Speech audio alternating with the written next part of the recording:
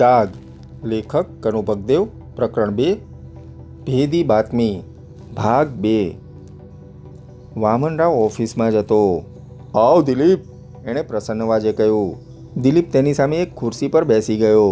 ત્યારબાદ એણે ગજવામાંથી કવર તથા તેમાંથી પત્ર કાઢીને વામનરાવ સામે લંબાવ્યો. શું છે? વામનરાવે તેના હાથમાંથી પત્ર લેતા પૂછ્યું. પત્ર છે, વાંચી લે. વામનરાવ પત્ર વાંચવા લાગ્યો. પત્ર વાંચ્યા પછી એણે માથું ઊંચું કરીને દિલીપ સામે જોયું. કંઈ સમજાયું? દિલીપે પૂછ્યું. આમાં ન સમજાય એવું શું છે? આ તો દીવા જેવી સ્પષ્ટ વાત છે. આરતી નાણાવટી નામની કોઈ સ્ત્રીને એવી શંકા છે કે એનો પતિ કૈલાસ એનું ખૂન કરી નાખવા માગે છે. રાઈટ. કૈલાસ નાણાવટી ખરેખર નામ પ્રમાણે જ નાણાવટી છે. એ વિશાળગઢનો અગ્રગણ્ય ઉદ્યોગપતિ છે. એની પાસે લાખો રૂપિયા છે અને હશે. મારે શું? એ લાખોપતિ હોય કે અબજોપતિ, જ્યાં સુધી મારે તેનું કંઈ કામ ન હોય, મારે તેની પાસેથી એક રૂપિયો પણ ન જોઈતો હોય, ત્યાં સુધી અમારા બંનેની સ્થિતિ સરખી જ છે. વામનરાવે વચ્ચેથી જ તેની વાત કાપી નાખતા કહ્યું. તું માત્ર એટલું જ જણાવ કે આ મામલામાં હું તને શું મદદ કરી શકું એમ છું. તું આ બાબતમાં કૈલાસ સાથે વાત કર એમ હું ઈચ્છું છું. હું વળી એની સાથે શું વાત કરું? જો તું આ પત્રને બદલે આરતીને જ અહીં લાવ્યો હોત તો વધુ સારું થાત. એ સંજોગોમાં એની ફરિયાદ નોંધીને હું કૈલાસની વિરુદ્ધ કોઈ કાર્યવાહી પણ કરત. બરાબર છે, પરંતુ આરતી મને મળે તો હું એને અહીં લાવું ને. એટલે એમ કે એને શોધીને હું થાકી ગયો છું. જ્યાં જ્યાં એના હોવાની શક્યતા હતી એ દરેક જગ્યાએ હું જઈ આવ્યો છું, પરંતુ ક્યાંયથી એનો પત્તો નથી લાગ્યો. વામનરાવના ગળામાંથી ઊંકાર નીકળ્યો. તો શું અત્યાર સુધીમાં આરતીનું ખૂન થઈ ગયું હશે એમ તું માને છે? આજે જ આરતીનું ખૂન થવાનું છે એવું આ પત્રમાં ક્યાંય નથી લખ્યું. નથી લખ્યું તો શું થયું? જો ખરેખર એનું ખૂન થવાનું હોય તો એ તો ગમે ત્યારે થઈ શકે એમ છે. તારી વાત મુદ્દાની છે, પરંતુ હું માનું છું ત્યાં સુધી હજી એનું ખૂન નથી થયું. કેમ? આવું તું ક્યાં આધારે માને છે? મેં થોડીવાર પહેલાં કૈલાસની ઓફિસે ફોન કર્યો હતો. દિલીપે જવાબ આપતા કહ્યું. એ વખતે તે પોતાની ઓફિસમાં જ હતો. તે ફોન કર્યો તે પહેલાં જ કૈલાસ આરતીનું ખૂન કરીને પાછો આવી ગયો હોય એવું ન બને? જરૂર બની શકે તેમ છે. તો પછી? જો વામનરાવ, દિલીપ તેને સમજાવતા બોલ્યો, જો ખરેખર જ આરતીનું ખૂન થઈ ચૂક્યું હોય તો પછી આપણે તેને માટે કશું જ કરી શકીએ તેમ નથી. પરંતુ જો એનું ખૂન ન થયું હોય તો તે સંજોગોમાં આપણે તેનો જીવ જરૂર બચાવી શકીએ એમ છીએ. કેવી રીતે? વામનરાવે પ્રશ્નાર્થ નજરે તેની સામે તાકી રહેતા પૂછ્યું. આપણે જઈને કૈલાસને મળીએ. તું આ પત્ર બતાવીને તેને પૂછજે કે આમાં કેટલી સચ્ચાઈ છે. જો ખરેખર તેનો વિચાર આરતીનું ખૂન કરવાનો હશે તો વાત પોલીસ સુધી પહોંચી ગઈ છે એવું જાણીને તે આરતીનું ખૂન કરવાનો વિચાર માંડી વાળશે. હવે જો આરતીનું ખૂન થશે તો પોલીસ સૌથી પહેલાં આ ખૂનના આરોપસર તેની ધરપકડ કરશે. કદાચ ધરપકડ ન કરે તો પણ શંકાસ્પદ આરોપીની યાદીમાં સૌથી પહેલું નામ તેનું જ હશે. એટલું સમજવાની અક્કલ તો એનામાં જરૂર હશે જ. વામનરાવ કંઈ જવાબ આપે એ પહેલાં જ એક સિપાઈ અંદર આવ્યો. વામનરાવે પ્રશ્નાર્થ નજરે એની સામે જોયું. સર, એની નજરનો અર્થ પારખીને સિપાઈ અદબભેર બોલ્યો. આપને ડીસીપી સાહેબ યાદ કરે છે. ઠીક છે, તું જા. સિપાઈ ચાલ્યો ગયો. દિલીપ, હું હમણાં જ આવું છું, કહીને વામનરાવ ઊભો થયો. જરા ડીસીપી સાહેબને મળી આવું. દિલીપે હકારમાં માથું હલાવ્યું.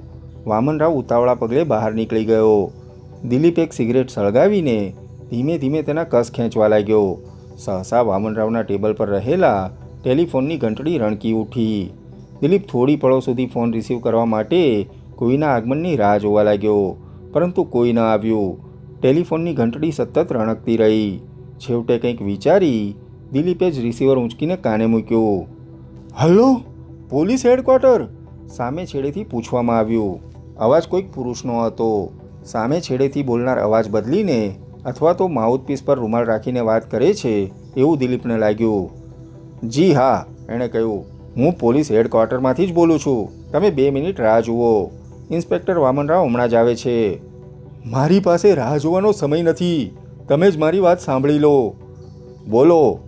કૈલાસ નાણાવટી નામના એક માણસે પોતાની પત્ની આરતીનું ખૂન કરી નાખ્યું છે. શું? જાણે પગ પાસે બોમ્બ ફૂટ્યો હોય એમ દિલીપ ચમક્યો. એની આંગળીઓ વચ્ચે જકડાયેલી સિગરેટ છટકીને તેના સાથળ પર જઈ પડી. એણે ઝડપભેર સિગરેટ ઊંચકીને એસ્ટ્રેમાં નાખી દીધી. હા, મારી વાત પર ભરોસો રાખો, હું સાચું જ કહું છું. કૈલાસ નાણાવટી સરદાર જયસિંહ રોડ પર 26 નંબરના બંગલામાં રહે છે. એની ઓફિસ રેસકોર્સ રોડ પર આવેલ ગેલેક્સી બિલ્ડિંગમાં છે. સામે છેડેથી બદલાયેલ પણ ઉતાવળા અવાજે કહેવાયું. તમે કોણ બોલો છો? દિલીપે વ્યાકુળ અવાજે પૂછ્યું. હું કાળા માથાનો માનવી જ બોલું છું. આરતીનો મૃતદેહ અત્યારે કૈલાસની કારની ડીકીમાં પડ્યો છે. આ કાર રેસકોર્સ રોડના પાર્કિંગમાં પડેલી છે. ચોકલેટી કલરની ઇમ્પાલા કાર છે અને તેનો નંબર VML 4752 છે. તમને આ બધી વાતોની કેવી રીતે ખબર પડી? દિલીપે મનોમન કારનો નંબર યાદ રાખતા પૂછ્યું. સાહેબ, તમે નાહક જ વાતમાં સમય બગાડો છો. એટલે એમ કે કૈલાસ આરતીના મૃતદેહને ઠેકાણે પાડી દે એ પહેલાં જ રેસકોર્સ રોડ પર પહોંચીને કાર તથા મૃતદેહ કબજે કરી લો. એ મૃતદેહને ઠેકાણે પાડી દેશે તો પછી તમે હાથ ઘસતા રહી જશો. કૈલાસ મૃતદેહ ઠેકાણે પાડવા માટે ગમે ત્યારે પોતાની ઓફિસમાંથી બહાર નીકળી શકે તેમ છે. કારનો નંબર ફરીથી સાંભળી લો. VML 4752. ઓકે. વળતી જ પળે સામે છેડેથી સંબંધ વિચ્છેદ થઈ ગયો. દિલીપ હેલો હેલો કરતો રહી ગયો. એ જ વખતે વામનરાવ આવી પહોંચ્યો. શું વાત છે? શા માટે બૂમો પાડે છે? એણે દિલીપ સામે જોતા પૂછ્યું. એક ગુમનામ ફોન આવ્યો હતો. દિલીપ રિસીવર ક્રેડલ પર મૂકતા બોલ્યો. ગુમનામ ફોન? હા. કેમ? ફોન કરનારના કથન મુજબ કૈલાસે આરતીનું ખૂન કરી નાખ્યું છે અને તે મૃતદેહને ઠેકાણે પાડવાની તૈયારી કરે છે. શું? વામનરાવે આશ્ચર્યથી પૂછ્યું. હા, ફોન કરનારે એમ પણ કહ્યું છે કે આરતીનો મૃતદેહ કૈલાસની કારની ડીકીમાં પડ્યો છે અને કાર તેની ઓફિસની નજીક આવેલા પાર્કિંગમાં પાર્ક કરેલી છે. ઓહ! વામનરાવ બબડ્યો. તો પછી આપણે તાબડતોબ ત્યાં જઈને ફોન કરનારની વાત સાચી છે કે ખોટી એની તપાસ કરવી જોઈએ. રાઈટ, ચાલ, કહીને દિલીપ ઊભો થયો. 1 મિનિટ. સહસા કંઈ યાદ આવ્યું હોય એમ વામનરાવ બોલ્યો. દિલીપે પીઠ ફેરવીને પ્રશ્નાર્થ નજરે એની સામે જોયું. હું જરા એક ફોન કરી લઉં, વામનરાવે કહ્યું. દિલીપે ધીમેથી માથું હલાવ્યું. વામનરાવ આગળ વધીને ટેબલ પાસે પહોંચ્યો. એણે રિસીવર ઊંચકીને ઝડપભેર એક નંબર મેળવ્યો. હલો. સામે છેડેથી જવાબ મળતા જ એણે કહ્યું. હું પોલીસ હેડક્વાર્ટરમાંથી ઇન્સ્પેક્ટર વામનરાવ બોલું છું મેડમ. 2-3 મિનિટ પહેલાં અહીં મારી પર એક ફોન આવ્યો હતો. આ ફોન ક્યાંથી કરવામાં આવ્યો હતો એ જણાવશો? ત્યારબાદ તે થોડી પળો સુધી સામે છેડેથી કહેવાતી વાત સાંભળતો રહ્યો. ઓકે, થેન્ક યુ, કહીને એણે રિસીવર મૂકી દીધું. ફોન ક્યાંથી કરવામાં આવ્યો હતો? દિલીપે પૂછ્યું. 23 નંબરના પબ્લિક ટેલિફોન બૂથમાંથી. વામનરાવે એક ઊંડો શ્વાસ લેતા જવાબ આપ્યો. આ બૂથ રેસકોર્સ રોડ પર આવેલું છે. વામનરાવની વાત સાંભળીને દિલીપની આંખોમાં ચમક પથરાઈ ગઈ. મેં પણ આવા જ જવાબની આશા રાખી હતી. એ બોલ્યો. કેમ? એટલા માટે કે કૈલાસની ઓફિસ પણ રેસકોર્સ રોડ પર જ આવેલી છે. ઓહ! બંને બહાર નીકળ્યા. બંનેએ પોતપોતાના મોટરસાઇકલ સંભાળ્યા. થોડી વારમાં જ તેઓ રેસકોર્સ રોડ પર આવી પહોંચ્યા. દિલીપે પાર્કિંગમાં મોટરસાઇકલ ઊભું રાખ્યું અને ચોકલેટી કલરની ઇમ્પાલા શોધવા લાગ્યો. એની વ્યાકુળ નજર આમથી તેમ ફરતી હતી. વામનરાવ પોતાનું મોટરસાઇકલ પાર્ક કરીને તેની પાસે આવ્યો. કૈલાસની કાર ચોકલેટી કલરની ઇમ્પાલા છે, દિલીપ બોલ્યો. કારનો નંબર છે VML 4752. બંને કૈલાસની ઇમ્પાલા કાર શોધવા લાગ્યા. પાર્કિંગમાં કેટલીય કાર હતી, પરંતુ તેમાં ચોકલેટી કલરની ઇમ્પાલા કાર એક પણ નહોતી. બંને પાર્કિંગના એક ખૂણાથી બીજા ખૂણા સુધી ફરી વળ્યા. હવે શું કરવું? છેવટે વામનરાવે પૂછ્યું. પહેલાં કૈલાસની ઓફિસ જઈએ, દિલીપે જવાબ આપ્યો. જો એ ત્યાં નહીં હોય તો પછી તેના ઘરે જઈશું, કહીને દિલીપ એક તરફ આગળ વધ્યો. વામનરાવ સહમતિ સૂચક ઢબે માથું હલાવીને તેની સાથે ચાલવા લાગ્યો. બંને ગેલેક્સી બિલ્ડિંગમાં પ્રવેશીને લિફ્ટ મારફત 7મા માળ પર આવ્યા. લોબીને સામે છેડે જ કૈલાસની આલિશાન ઓફિસ હતી. બંને ઓફિસના દરવાજા પાસે પહોંચ્યા. દરવાજાના ઉપરના ભાગે કૈલાસ એન્ટરપ્રાઇઝનું બોર્ડ હતું. દિલીપે જોયું તો ઓફિસના દરવાજા પર મજબૂત તાળું લટકતું હતું. ઓફિસ બંધ થઈ ગઈ હતી અને બધા કર્મચારીઓ જઈ ચૂક્યા હતા એ સ્પષ્ટ રીતે દેખાઈ આવતું હતું.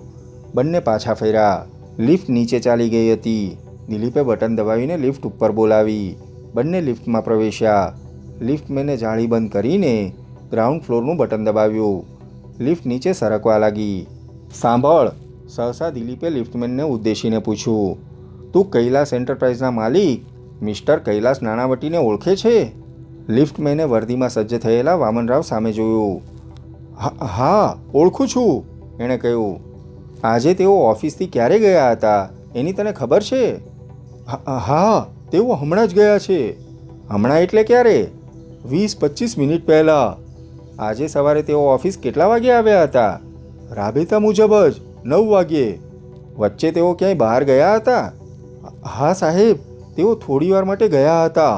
તેઓ દરરોજ લગભગ 1 વાગે લંચ કરવા માટે જાય છે. આજે પણ 1 વાગે જ ગયા હતા? હા. તેઓ લંચ કરવા માટે ક્યાં જાય છે એની તને ખબર છે? ના સાહેબ, પરંતુ તેઓ આજુબાજુમાં જ ક્યાંક જાય છે. તેમની ઓફિસનો સમય શું છે? સવારે 9થી સાંજના 5 વાગ્યા સુધીનો. લિફ્ટ નીચે પહોંચી. લિફ્ટમેને દરવાજો ઉગાડ્યો. એની પાસેથી વધુ કંઈ જાણવા મળવાની આશા નહોતી, એટલે દિલીપે તેને બીજું કંઈ ન પૂછ્યું. લિફ્ટમાંથી બહાર નીકળીને તેઓ લોબીમાં આવ્યા અને બહારના ભાગ તરફ આગળ વધ્યા. દિલીપ થોડી પળો સુધી કંઈ વિચારતો રહ્યો. પછી બોલ્યો, 20-25 મિનિટ પહેલાં પોલીસ હેડક્વાર્ટરે ગુમનામ ફોન આવ્યો હતો અને લગભગ એ જ અરસામાં કૈલાસ પોતાની ઓફિસેથી નીકળ્યો હતો. આનો અર્થ એ થયો કે ફોન કરનારે સાચું જ કહ્યું હતું કે કૈલાસ મૃતદેહ ઠેકાણે પાડવાના હેતુથી પોતાની ઓફિસેથી નીકળવાનો છે. ફોન કરનાર ખોટું બોલ્યો હોય એવું ન બને, વામનરાવે પોતાનું મંતવ્ય વ્યક્ત કરતાં કહ્યું. લિફ્ટમેનના કહેવા મુજબ કૈલાસની ઓફિસ 5 વાગે બંધ થાય છે. જે વખતે ગુમનામ ફોન આવ્યો હતો ત્યારે પણ મારી માન્યતા મુજબ 5 જ વાગ્યા હતા. તો કૈલાસ દરરોજની જેમ આજે પણ 5 વાગે ઓફિસ બંધ કરીને પોતાને ઘેર ચાલ્યો ગયો હોય એ બનવા જોગ છે. તું ગમે તે માન, પરંતુ મારું મન તો એમ જ કહે છે કે આરતીનું ખૂન થઈ ચૂક્યું છે. ઉપરાંત પોલીસ હેડક્વાર્ટરે જે ગુમનામ ફોન આવ્યો હતો તે રેસકોર્સ રોડ પરના જ એક પબ્લિક ટેલિફોન બૂથમાંથી કરવામાં આવ્યો હતો. એ વાત તું શા માટે ભૂલી જાય છે? આ ફોન કૈલાસની ઓફિસના કોઈ કર્મચારીએ કર્યો હોય એવું પણ બની શકે એમ છે. આવું તું ક્યાં આધારે કહે છે? 2 કારણસર. શું? એક તો ફોન આ રોડ પરથી જ કરવામાં આવ્યો હતો અને બીજું ફોન કરનાર કૈલાસને બહુ સારી રીતે ઓળખતો હતો. માત્ર ઓળખતો હતો એટલું જ નહીં, તેને કૈલાસની ઓફિસ તથા ઘરનું સરનામું અને કારના નંબરની પણ ખબર છે. હા તો એ કે એને કોઈ પણ રીતે કૈલાસની કારમાં આરતીનો મૃતદેહ હોવાની ખબર પડી ગઈ હોય અને એણે ઓફિસેથી છૂટીને તરત જ પોલીસ હેડક્વાર્ટરે ફોન કરી દીધો હોય એ બનવા જોગ છે. તો હવે તારો વિચાર શું છે? કૈલાસને ઘેર જવું છે? હા. પણ એનાથી શું લાભ થશે? કેમ? જો ખરેખર કૈલાસ આરતીનું ખૂન કરીને તેના મૃતદેહને ઠેકાણે પાડવા માટે નીકળ્યો હશે તો પછી એ ઘેર નહીં હોય. એ ઘરે હોય કે ન હોય, પણ આપણે ત્યાં ગયા વગર છૂટકો નથી. બંને વાતો કરતાં કરતાં પાર્કિંગ સુધી પહોંચી ગયા હતા. ત્યારબાદ તેઓ પોતપોતાની મોટરસાઇકલ પર બેસીને સરદાર જયસિંહ રોડ તરફ રવાના થઈ ગયા.